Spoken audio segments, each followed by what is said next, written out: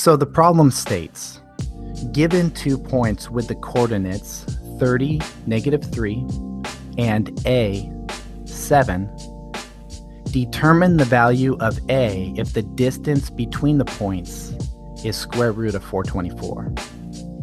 Now recall that this problem falls under the second problem type as described just previously in a few slides prior, where we are given the distance and 3 of the 4 xy coordinates of the 2 points.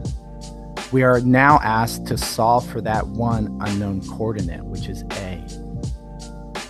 So to be clear, in our end goal, this problem requires that we use the distance formula to set up an equation relating the given points and the distance between them, so that we can solve for the value of the unknown coordinate a.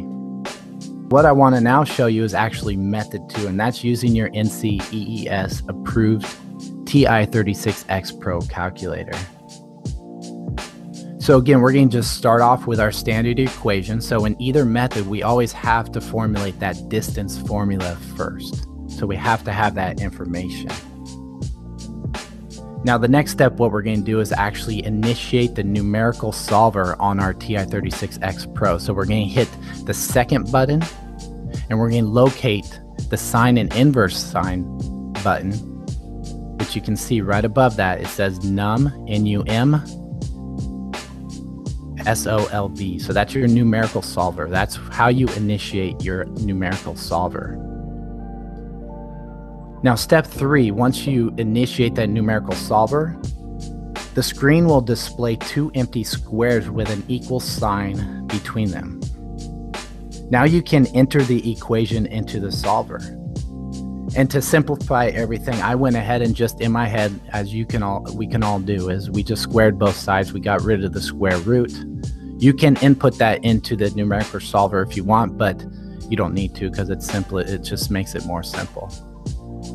So the equation that we put in is 424 is equal to 7 minus -3 squared plus x minus 30 squared. Now, the TI-36X Pro doesn't have a, so for the variable, you hit the X button, which is on the left side of the calculator. And I'll be showing you here in a second a video of this process so you can see where all these buttons are located. But you hit that variable button, and you're also going to need to square some things. So you have to hit that X squared button, which is also on the calculator. Now, once you're complete, you hit that enter button. This will submit the equation and bring you to a new screen. On this screen, we will need to provide a starting value of iterations for the equation solver to iterate through and search for a value that satisfies the inputted equation. Now, this screen should say something like enter and solve on one line, x is equal to some numerical value, and then the third line can be solve for x.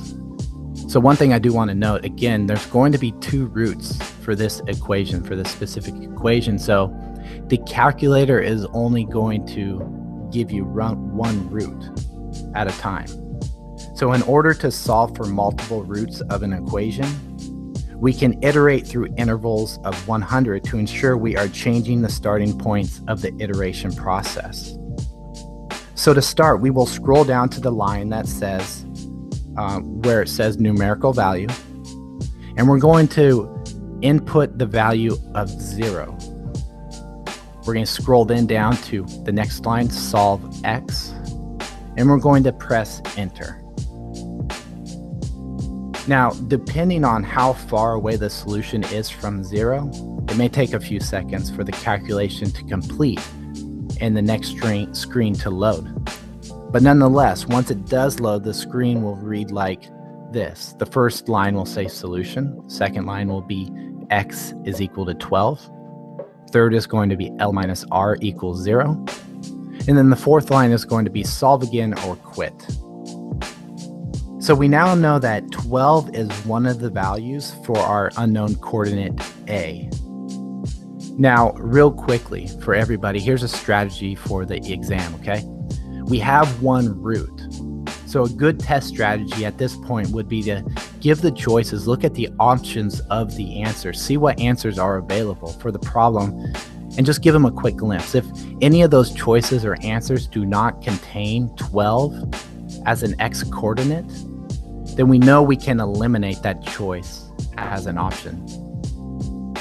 Maybe at this point there will only be one option that has 12 as an x coordinate. In that case, that's the answer right there, and we don't have to move to iterating the next solution. So since we know there are two roots again for this equation as the x term is squared, we need to solve now for the second value of a. So at this point, the calculator will be blinking on the solve again at the bottom of the screen. So once you are ready to move forward with the next solution, just simply press enter. You'll be brought to the same screen as you were previously, where the first line will be enter and solve. The second will be x is equal some numerical value, and that's actually going to say x equals 0 because that's what you previously put in. And then the third line is going to be solve x. So this time around, you're going to put 100 in for the numerical value, switch down to solve, and push enter on solve x. So once you do that, you'll get another solution. And that solution this time should be x is equal to 48. So we now know that x equals 48 is the second value for our unknown coordinate a. Now at this point, we can evaluate our answer choices and look for the answer choices that define the 2 points that we've now determined. Again, those 2 points are going to be 48.7 and 12.7, exactly what we got previously using our manual process. I want to go to the next screen, and this is a video of me actually solving this problem. So it's going to show you kind of in real time how fast this can be done. So I obviously, for illustration purposes, took it nice and slow, but here's actually what it will look like.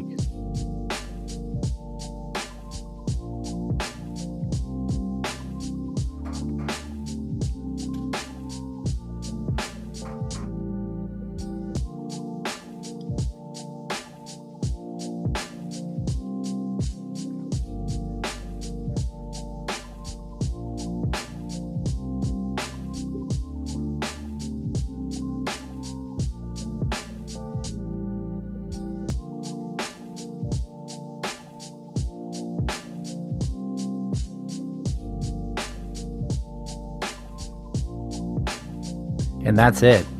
I stepped through that really slowly so you could actually watch my fingers hit the buttons, but it's literally that fast. If we have an equation, we can define that variable within the numerical solver.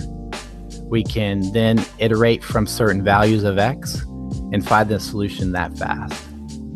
What I want you guys to do next is actually hop over to the Prepineer Q&A forums, where we will be providing additional practice problems. We're actually going to put together a nice little packet for you guys to take away. We're going to provide you the step-by-step procedures to complete these types of problems as well. And then we're also going to create or initiate a conversation around the distance formula. So if you guys have any questions about this particular function on your calculator, the TI-36X Pro, go ahead and hop over there. Myself, Daniel, and all the other professional engineering mentors will be there to answer any questions you may have.